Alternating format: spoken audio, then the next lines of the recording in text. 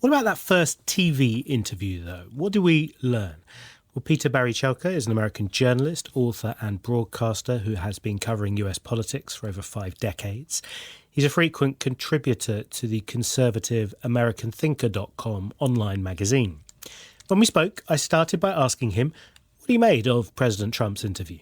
Well, the expectations were high because it's President Trump's first sit-down one-on-one interview with a primetime cable television host, Sean Hannity, since he was inaugurated for his second term 3 days ago.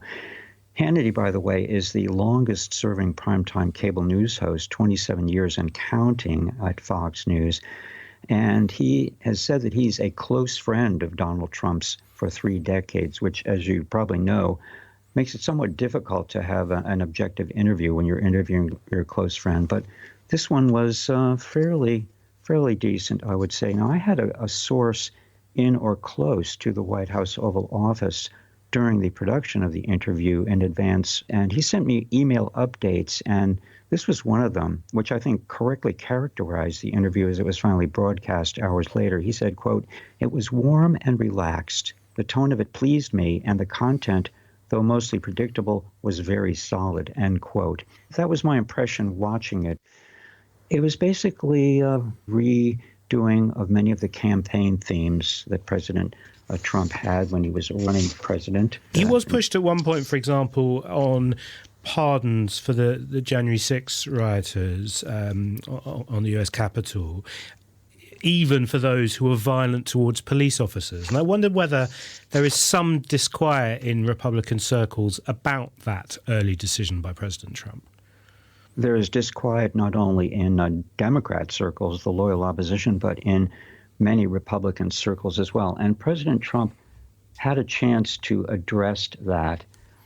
When he was asked about the pardons, he said 200 people charged with felonies, violent assault, as opposed to a total of 1,600 who were charged, convicted, and or pled guilty. So these 200 or so, Trump said that they had served enough time, and actually their average sentence was 4 years. So he pardoned them, and they were released after about 3 years. Although this is kind of a hot issue right now, I suspect that it will fade into the background, as many of these controversies do, because there are so many huge issues facing the country and President Trump, the economy, the border, etc. And a number of them are going to be flaring up every week, probably, as being the lead story. And this one, it's my prediction, will fade into the background before too long. We're quite used to President Trump making headlines, even making policies in late-night remarks on social media, in TV interviews. Was there anything in this that took America perhaps in a new direction, or perhaps at least took you by surprise?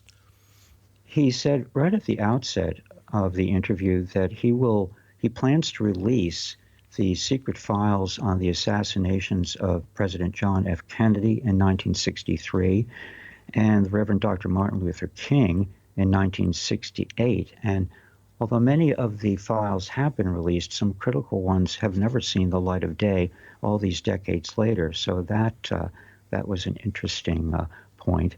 President Trump said that he plans to travel to eastern North Carolina, which was decimated by a hurricane last fall, and also to California, which has been widely reported has been victimized by unprecedented destruction by wildfires in recent weeks.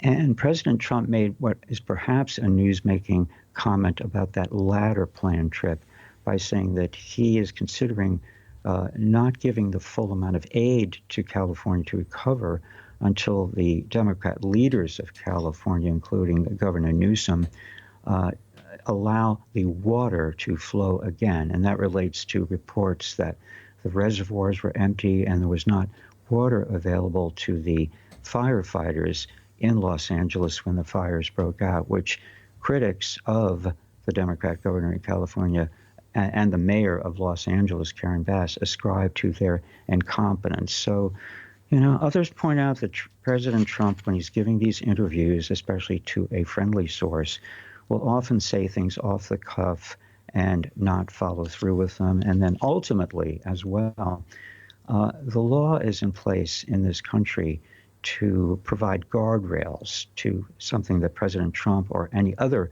elected politician says that he or she is going to do. So he will be constrained by the law, by public opinion, and by the media in the end.